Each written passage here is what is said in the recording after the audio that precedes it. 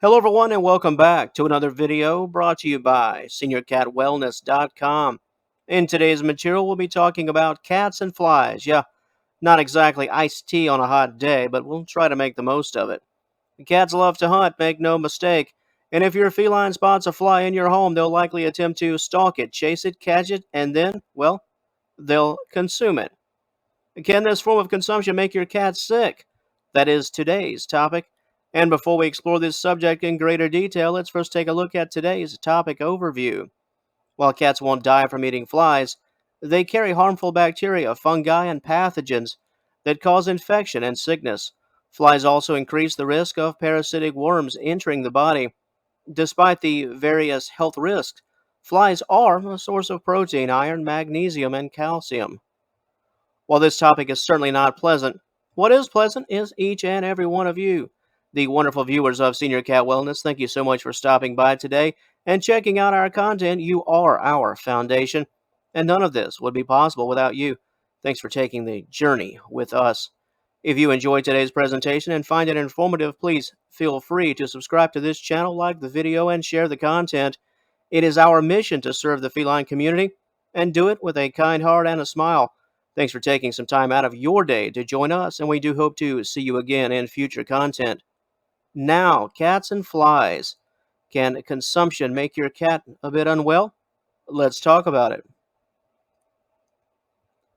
As we mentioned in our topic overview, flies can be beneficial, believe it or not. They do contain protein, iron, calcium, and magnesium, but that's certainly where the good times end in a great big hurry, while flies, in most cases, will not pose a major threat to your feline. They certainly are not ideal by any stretch of the imagination, and you are always encouraged to keep your cat from consuming flies whenever possible. While we all know that cats often walk to the beat of their very own drum, the responsible course of action is to discourage this type of behavior whenever you see it. Because if left to their own devices, most cat owners will tell you, most cats will attempt to consume some rather disagreeable selections. When it comes to potential harm, fly consumption can cause some cats to develop vomiting and diarrhea, especially in cats with sensitive stomachs. The biggest issue when it comes to flies is not really what they are, it's where they've been, and the bacteria they acquire, not to mention the chemicals they can come in contact with. And that leads us to our first major concern with respect to your cat, and that is insecticides. In an effort to kill flies, it's not uncommon to lay down some amount of poison if flies come in contact with insecticides but do not die a quick death and are not able to be discarded. Your cat come in contact with poison coated flies.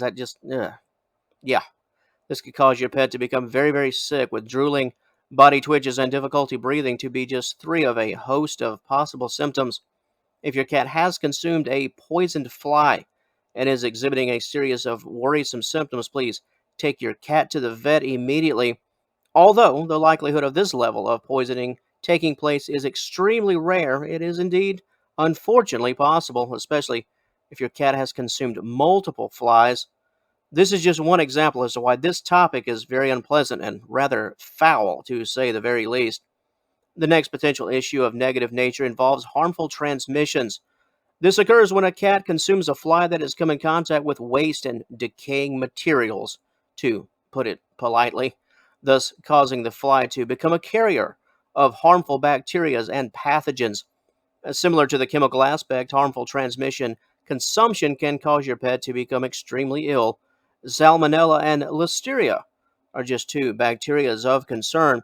In respect to the other health concerns, it is possible for cats to get parasites from consuming flies, but it is highly unlikely. However, felines are at a bit of a greater risk of getting worms. Roundworms, hookworms, stomach worms are possible, with tapeworms being the most unlikely. When it comes to prevention, the first step you should take as a responsible owner is to avoid chasing ghosts. Don't let this material serve as an igniter for concern. Don't wring your hands over a single fly. However, if you do have flies in the area, potentially not of your own making, and your cat is exposed to that environment quite often, there are a few measures that you can take. The first one involves redirection. If a few flies have entered your home during a hot summer day and have garnered the attention of your cat, break out your feline's favorite toys. Cats lock in easily. Of course, that is until the next best thing comes along. Provide your cat with a positive distraction or redirection until you can get the flies out of your home, preferably out the same door in which they came in. Another proactive measure is food and or treats. This is just another form of distraction. Your cat will leave the flies alone if they're presented with a nice meal or a few of their favorite snacks. You can use that time to usher those flies out, similar to the toys example. This subsection speaks to a fly problem in general. Senior fly wellness, perhaps? I'm not, not sure about that one. If you reside in an area that seems to host a lot of flies and has a generally speaking a lot of fly activity, once that warm weather kicks in, make proper use of mesh screens as somewhat of a shield. Be sure to cover all of your food, feline food and otherwise. It's the temptation that draws the flies in. We've all seen those old cartoons where the flies are just gathered around the garbage can. Don't let flies have a reason to show up. Clean up all spills and messes and remove any cat feces if your feline likes to use the restroom outside in your yard, perhaps.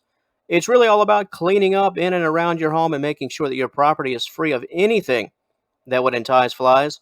You can also make use of citronella candles or lemongrass and peppermint around your home. Flies, yeah, well, they're just not big fans of those scents. And on that note, that will wrap things up for the video side of life. However, if you would like more information concerning the topic of how flies can potentially impact your cat's physical health, while also learning how to win the battle against flies coming in and around your home, please be sure to head on over to seniorcatwellness.com. At the conclusion of today's presentation, there you will find a high-quality article dedicated to everything we've talked about here today and so much more. Most importantly, the health aspect of things and the many possible ramifications that prolonged fly consumption could have on your feline. You can find our written content available to you by clicking the initial link in the description box below. And once again, if you enjoyed what we brought to the table here today and would like to see and hear more, please like and share this video and subscribe to the SeniorCatWellness.com official YouTube channel. It would be greatly appreciated. And until our paths cross again, and I certainly hope they do, we'd like to thank you once again for joining us today. All the best to you and yours, and we will talk to you later.